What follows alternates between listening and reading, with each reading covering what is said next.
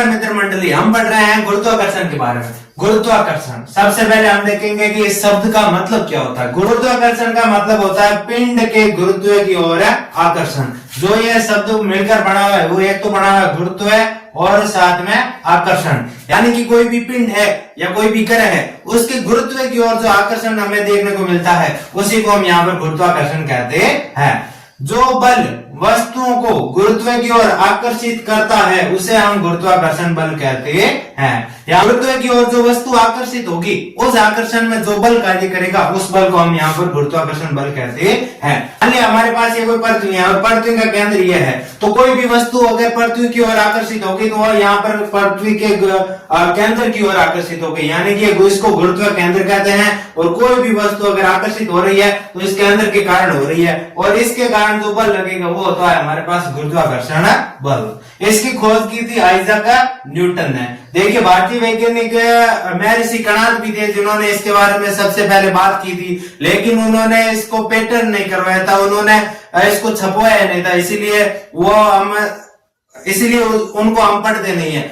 Newton थे, इन्होंने इसकी खोज की थी, इसीलिए यहाँ पर गुरुत्वाकर्षण की खोज में इनका नाम आता है। अब यहाँ पर देखिए हमारे पास बल का मात्रक होता है न्यूटन, जो ऐसा ही मात्रक होता है वो इन्हीं के कारण होता है क्योंकि उन्होंने गुरुत्वाकर्षण की खोज की थी और गुरुत्वाकर्षण भी एक प्रकार का आकर्षण बल है, इसीलिए यहाँ पर बल का जो मात्रक रखा जाता है वो यहाँ पर हमारे पास न्यूटन रखा जाता है क्योंकि इन्होंने गुरुत्वाकर्षण बल की खोज की थी।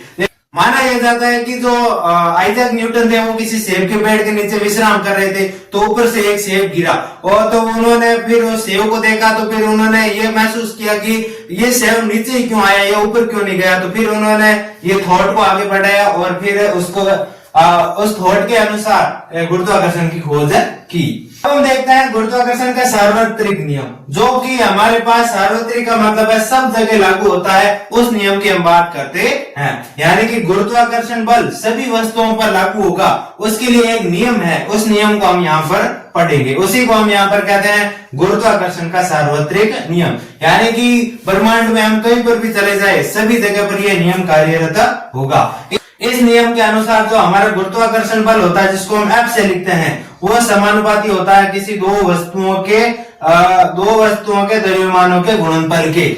जो हमारा गुरुत्वाकर्षण बल होता है वो समानुपाती होता है 1/d का स्क्वायर। d का मतलब होता है यहाँ पर दो पिंडों के बीच में दूरी। अब इसको विस्तार से समझते हैं। देखिए, मान लिया हमारे पास पृथ्वी है और ये हमारे पास कोई मंगल ग्रह है, ये हमारे पास पृथ्वी है और ये हमारे पास मंगल ग्रह है, दोनों के बीच में कुछ ना कुछ तो दूरी होगी और यहाँ पर दूरी है हमारे पास मान लिया d और दोनों का कुछ ना कुछ यहाँ पर द्रव्यमान होगा। तो पृथ्वी का मान लिया हमने m1 और मंगल का मान लिया हमने m2।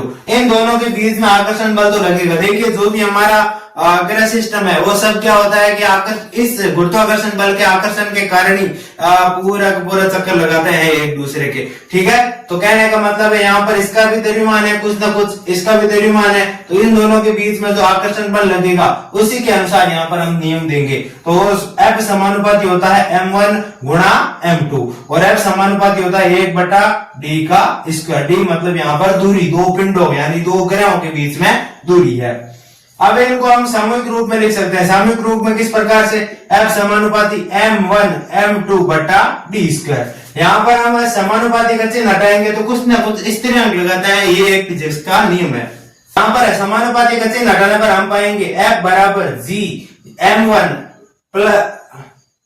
m1 गुणा m2/d स्क्वायर। जो यहाँ पर g लगा है इसी को हम स्थिरांक के रूप में यहाँ पर लिखेंगे और जो g का नाम दिया गया होगा गुरुत्वीय स्थिरांक। अब हम इस बल से यहाँ पर गुरुत्वीय स्थिरांक का मात्रक हम यहाँ पर ज्ञात करेंगे। मात्रक ज्ञात करने के लिए यहाँ पर क्या करेंगे, जो g है उसको एक तरफ रख देंगे, बाकी राशियों को उस तरफ भेज देंगे, तो हमारे पास उत्तर प्राप्त होता है g बराबर यानी कि गुरुत्वीय स्थिरांक बराबर गुरुत्वाकर्षण बल गुणा d स्क्वायर यानी कि दो पिंडों के मध्य की दूरी का वर्ग बट्टा m1 यानी कि पिंड 1 या फिर ग्रह नंबर 1 का द्रव्यमान और ग्रह नंबर 2 का द्रव्यमान का गुणनफल। ये हो गया हमारे पास गुरुत्वीय स्थिरांक का सूत्र। इस सूत्र से हम यहाँ पर गुरुत्वीय स्थिरांक का मात्रक ज्ञात करेंगे जो कि मोस्ट इंपोर्टेंट पर्सन बनता है। यहाँ पर F होता है यहाँ पर न्यूटन और D हम यहाँ पर लिखेंगे डी होती है दूरी, दूरी यहाँ गुरुत्वाकर्षण बल के लिए यहाँ पर मीटर में मापी जाती है, तो यानी कि मीटर, और इसका स्क्वायर है यानी कि मीटर का स्क्वायर बटा M1 यह है द्रव्यमान का मात्रक होता है केजी, और ये भी M2 भी है द्रव्यमान, और द्रव्यमान का मात्रक यहाँ पर केजी होगा, यानी कि केजी गुणा केजी, जिसको हम यहाँ पर केजी का स्क्वायर लिखते हैं। अब हमारे पास गुरुत्वीय स्थिरांक है, उसका मात्रक यहाँ पर प्राप्त हो गया है। जो गुरुत्वीय स्थिरांक जी का मान होता है 6.67 गुणा 10 की घात -11 न्यूटन मीटर स्क्वायर बटा केजी स्क्वायर। हेनरी केवेंडिश ने इसका मान ज्ञात किया था, यानी कि गुरुत्वीय स्थिरांक जी का मान यहाँ पर इसकी तुलना या फिर इसको ज्ञात करने का काम किया था हेनरी केवेंडिश ने, जो कि जन्मे थे 1731 में और इनकी मृत्यु हुई थी 1810 में। कहने का मतलब है यहाँ पर हेनरी केवेंडिश ने जो एक तुलना होती है जिसे शुक्र तुलना कहते हैं, या फिर जो एक गणना करने का कैलकुलेटर होता है, उसके अनुसार जी यानी कि गुरुत्वीय स्थिरांक का यहाँ पर मान ज्ञात किया था, जो कि होता है 6.67 गुणा 10 की घात -11। मोस्ट इंपोर्टेंट पर्सन है, कई बार ये पूछा जाना है, और हो सकता है गुरुत्वाकर्षण पाठ से यही प्रश्न आपको देखने को मिले, या फिर ये प्रश्न मात्र किसका देखने को मिले। अब हम देखते हैं जो हमारी पृथ्वी है और जो हमारा चंद्रमा है। देखिए जो चंद्रमा है पृथ्वी का चक्कर लगाता है वो गुरुत्वाकर्षण बल के कारण लगाता है, और जो पृथ्वी सूर्य का चक्कर लगाती है वो भी गुरुत्वाकर्षण बल के कारण ही लगाती है। लेकिन हम यहाँ पर पृथ्वी द्वारा चंद्रमा पर लगाया गया गुरुत्वाकर्षण बल यहाँ पर ज्ञात करेंगे। कहने का मतलब है पृथ्वी चंद्रमा को किस आकर्षण बल से अपने साथ जोड़े रखती है, उसको हम यहाँ पर ज्ञात करेंगे। देखिए तोला तो नहीं जा सकता, लेकिन एक अनुमान के अनुसार पृथ्वी का जो द्रव्यमान होता है उसको माना जाता है 6 गुणा 10 की घात 24 केजी, और जो M2 यानी कि चंद्रमा का द्रव्यमान उसको माना जाता है 7.4 गुणा 10 की घात 22 केजी। और यहाँ पर चंद्रमा और पृथ्वी के बीच की दूरी जो होती है वो 3.84 गुणा 10 की घात 5 किलोमीटर होती है। या हम कह सकते हैं कि 3,84,000 किलोमीटर चंद्रमा और पृथ्वी के बीच में दूरी होती है। यहाँ पर देखिए जो भी मात्रक देखते हैं तो मीटर में है, यानी कि यहाँ पर जो भी राशि होगी वो मीटर में होनी चाहिए दूरी वाली, इसलिए यहाँ पर इसका मान हम मीटर में ज्ञात करेंगे, तो वो हमारे पास होगा 3.84 गुणा 10 की घात 8 मीटर। अब देखिए हमारे पास गुरुत्वाकर्षण बल का फॉर्मूला होता है F बराबर G M1 M2 बटा D स्क्वायर। यहाँ से सारी की सारी वैल्यू उठा के इस सूत्र में रखेंगे। G की वैल्यू होती है हमारे पास 6.67 गुणा 10 की घात -11, इसको यहाँ पर रख देंगे। और M1 यानी कि पृथ्वी का द्रव्यमान होता है 6 गुणा 10 की घात 24, इसको यहाँ पर लिखेंगे। और जो M2 है वो होता है चंद्रमा का द्रव्यमान, यानी कि 7.4 गुणा 10 की घात 22, इसको हम यहाँ पर लिखेंगे बटा D स्क्वायर। D होता है हमारे पास पृथ्वी और चंद्रमा के बीच की दूरी, तो इसका मान रखेंगे मीटर में, तो 3.84 गुणा 10 की घात 8 को हम यहाँ पर लिखेंगे और इसका हम कर देंगे वर्ग। तो अब इसकी कैलकुलेशन करने के बाद हमारे पास प्राप्त होगा 2.02 गुणा 10 की घात 20 न्यूटन बल, यानी कि पृथ्वी और चंद्रमा के बीच में जो जोड़े रखने का काम करती है चंद्रमा को, वो बल लगता है 2.02 गुणा 10 की घात 20 न्यूटन। हमें कैलकुलेशन में नहीं पढ़ना है, हमें सीधा सीधा मान ये याद रखना है कि जो पृथ्वी चंद्रमा पर गुरुत्वाकर्षण बल लगेगी वो होता है हमारे पास 2.02 गुणा 10 की घात 20। ये भी मोस्ट इंपोर्टेंट पर्सन है। अब हम पढ़ेंगे गुरुत्वाकर्षण के सार्वत्रिक नियम का महत्व क्या है, यानी कि ये हमारे लिए आवश्यक क्यों है, इसके बारे में पढ़ेंगे। क्योंकि इसी के कारण इससे हम पृथ्वी से बंधे रहते हैं। यानी कि अगर हम पृथ्वी पर चल पाते हैं या फिर हम यहाँ पर टिके हुए हैं, तो यह यहाँ पर केवल और केवल गुरुत्वाकर्षण के सार्वत्रिक नियम के कारण टिके हुए हैं। क्योंकि जो गुरुत्वाकर्षण बल है वो हमारे और पृथ्वी के बीच में भी लगेगा, तो ये नियम हमारे पर भी आता है, यानी कि हम पर भी ये नियम कार्यरत है। दूसरा, पृथ्वी के चारों ओर चंद्रमा की गति भी इसी नियम के कारण होती है।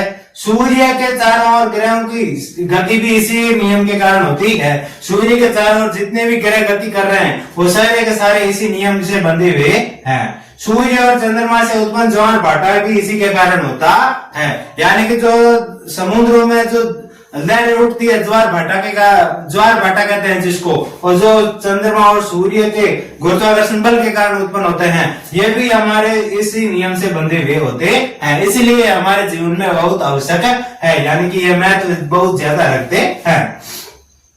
अब हम पढ़ते हैं मुक्त पतन क्या होता है। देखिए, स्वतंत्र रूप से गुरुत्वाकर्षण बल के कारण वस्तु का गिरना यहाँ पर क्या कहलाता है, अमुक्त पतन कहलाता है। कहने का अर्थ यह है कि अगर हम किसी पत्थर को गिरेंगे तो हमने कोई बल नहीं लगाया, हमने यहाँ पर पत्थर को छोड़ दिया, छोड़ने के बाद में हमने कोई प्रत्यक्ष रूप से बल नहीं लगाया, लेकिन गुरुत्वाकर्षण बल लग रहा है और वो स्वतंत्र रूप से, उस पर कोई बल नहीं है, उस पर अन्य कोई बल नहीं है, जो स्वतंत्रता पूर्वक केवल और केवल गुरुत्वाकर्षण बल के कारण नीचे की ओर गिर रहा है, उस कंडीशन को हम यहाँ पर मुक्त पतन कहते हैं। देखिए, मुक्त पतन के कारण एक त्वरण उत्पन्न होता है जिसको हम यहाँ पर गुरुत्वीय त्वरण कहते हैं, या फिर हम ये कह सकते हैं गुरुत्व के द्वारा उत्पन्न त्वरण को यहाँ पर गुरुत्वीय त्वरण कहते हैं।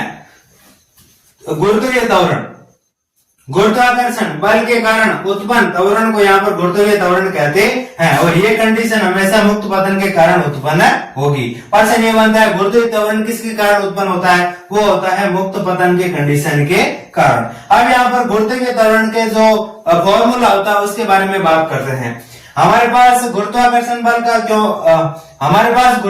बल का फॉर्मूला होता है F बराबर G m1 m2 बटा d स्क्वायर। यहाँ पर m1 और m2 को चेंज इसीलिए किया है क्योंकि जो m है ये जो भी वस्तु गिरेगी उसका द्रव्यमान होगा, और ये m बड़ा रखा है, ये पृथ्वी का द्रव्यमान है। कोई भी हम बात कर रहे हैं केवल और केवल पृथ्वी के लिए, तो कोई भी वस्तु गिरेगी तो पृथ्वी की ओर गिरेगी, तो यहाँ पर पृथ्वी को शामिल करना है, तो इसके लिए हमने बड़ा m रखा है।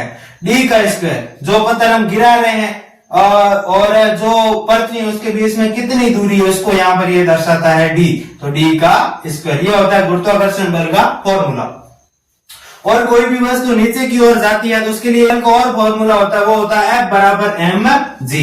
अब यहाँ पर F की जगह पर हम mg रख सकते हैं, यानी कि mg बराबर g बड़ा m छोटा m बटा d स्क्वायर। यहाँ से छोटा m दोनों कट गए क्योंकि इसमें ये जो m है ये पत्थर का द्रव्यमान है और ये भी पत्थर का द्रव्यमान, तो दोनों आपस में कट गए। पीछे बचा हमारे पास g बराबर g m बटा d का स्क्वायर। अब यहाँ पर देखिए, ये भी एक प्रकार का त्वरण ही है, इसलिए इसका जो मात्रक होगा वो होगा मीटर प्रति सेकंड का स्क्वायर। हाँ, यहाँ से हम दूसरा मात्रक निकाल सकते हैं जो कि सूत्र से निकलेगा, तो इसको हम इस प्रकार से निकाल सकते हैं कि गुरुत्वीय स्थिरांक, इसका मात्रक होता है हमारे पास न्यूटन मीटर स्क्वायर बटा केजी का स्क्वायर गुणा। अब यहाँ पर जो m है ये क्या है, ये एक प्रकार का द्रव्यमान है, यानी कि ये भी किसमें होगा, केजी में, बटा d का स्क्वायर। d का मतलब होता है यहाँ पर दूरी, और दूरी मीटर में मापते हैं, इसलिए यहाँ पर हम लिखेंगे मीटर का स्क्वायर। मीटर के स्क्वायर से मीटर के स्क्वायर कट गया, 1 केजी से 1 केजी कट गया, यानी कि हमारे पास बचा है न्यूटन मीटर प्रति केजी, यानी कि ये हमारा गुरुत्वीय त्वरण का दूसरा मात्रक है जो कि सूत्र से निकला हुआ है। प्रश्न में दोनों ही पूछ सकता है कि गुरुत्वीय त्वरण का मात्रक कौन सा है, तो ये भी लिख सकते हैं और ये भी ऑप्शन में हो सकता है और ये भी ऑप्शन में हो सकता है, इसीलिए दोनों में जो सही होगा, दोनों में जो ऑप्शन में होगा वही यहाँ पर सही होगा। अब हम पृथ्वी के लिए गुरुत्वीय त्वरण का यहाँ पर मान ज्ञात करेंगे। देखिए, हमारे पास ये पृथ्वी है और पृथ्वी का जो भी पिंडों के बीच में दूरी मापी जाती है वो पृथ्वी के केंद्र के द्वारा मापी जाती है, तो ये मान लिया हमारे पास पृथ्वी का केंद्र है। देखिए, जो भी हमारे पास त्वरण लगेगा, जो भी हमारे पास यहाँ पर वस्तु के लिए त्वरण लगेगा वो होगा यहाँ से पृथ्वी के सतह के ऊपर से मापा जाता है, यानी कि जो पृथ्वी की सतह पर जो वस्तु पड़ी है और जो पृथ्वी का केंद्र है इसके बीच की ये जो दूरी है इसी को हम यहाँ पर उपयोग में लेते हैं, जो कि गुरुत्वीय त्वरण निकालने में लेते हैं। कारण यह है कि देखिए, जो पृथ्वी का जो केंद्र है और जो सतह है इसके बीच में जो दूरी है वो काफी ज्यादा है, यानी कि काफी ज्यादा है, इसीलिए यहाँ पर वस्तु थोड़ी बहुत भी ऊपर होती है तो उसको नगण्य माना जाता है। यानी कि हमने 5 मीटर कोई वस्तु को ऊपर उठाया तो वो केंद्र के लिए यहाँ पर पृथ्वी की सतह पर ही होगा, क्योंकि वो जो केंद्र से लेकर सतह के बीच में जो दूरी होती है वो काफी ज्यादा होती है, जो कि होता है हमारे पास 6.4 गुणा 10⁶ मीटर। तो इसकी तुलना में जो हम 5 मीटर किसी वस्तु को 10 मीटर किसी वस्तु को ऊपर कर रहे हैं तो वो काफी कम है, इसीलिए यहाँ पर जो भी वस्तु को सतह पर ही माना जाता है, कोई भी वस्तु नीचे हम गिरेंगे तो सतह पर ही माना जाता है, और जो हमारा केंद्र है उसके बीच में ये दूरी ज्ञात की जाती है। तो तो ये दूरी कितनी होती है? ये दूरी होती है हमारे पास पृथ्वी की त्रिज्या के बराबर। देखिए पृथ्वी के केंद्र से लेकर के पृथ्वी की सतह के बीच में जो दूरी होगी वही तो हमारे पास यहाँ पर इस फॉर्मूले में काम आनी है, क्योंकि जो दूरी होगी वो त्रिज्या के बराबर होगी। तो गुरुत्वीय त्वरण का हमारे पास सूत्र होता है G बराबर GM बटा यहाँ पर D का स्क्वायर। D होता है दूरी का स्क्वायर। यहाँ पर हम देखेंगे तो दूरी और जो त्रिज्या होती है दोनों बराबर है, इसलिए यहाँ पर D की जगह पर हम R का उपयोग ले रहे हैं। G का मान हमारे पास होता है 6.67 गुणा 10 की घात माइनस 11। M यानी कि पृथ्वी का द्रव्यमान होता है हमारे पास 6 गुणा 10 की घात 24 केजी। और जो R या फिर D जिसे हम कहते हैं वो होता है हमारे पास पृथ्वी के लिए 6.4 गुणा 10 की घात 6 मीटर। अब इन सारे मानों को हम इस फॉर्मूले में रखेंगे तो G की जगह पर रख दिया हमने 6.67 गुणा 10 की घात माइनस 11। M की जगह पर रखा हमने 6 गुणा 10 की घात 24 और R स्क्वायर की जगह पर हमने त्रिज्या का वर्ग करके यहाँ पर लिख दिया। जब इसको कैलकुलेट किया जाएगा तो हमारे पास मान आएगा 9.8 के बराबर, यानी कि जो पृथ्वी के लिए गुरुत्वीय त्वरण का मान होता है वो होता है 9.8 मीटर प्रति सेकंड का स्क्वायर। ये मोस्ट इंपोर्टेंट है, कई बार पूछा जाता है कि जी पृथ्वी के गुरुत्वीय त्वरण का मान होता है वो होता है हमारे पास 9.8 मीटर प्रति सेकंड का स्क्वायर। कभी कभार जो गणितीय प्रश्न होते हैं उनको आसानी से सॉल्व करने के लिए इसका मान लगभग लिख के यहाँ पर 10 माना जाता है। तो जो ये 10 मान केवल और केवल गणितीय गणना को आसान करने के लिए होता है, बाकी इसका रियल मान जो होता है 9.8 मीटर प्रति सेकंड स्क्वायर होता है। इस वीडियो में फिलहाल इतना ही। Thank you.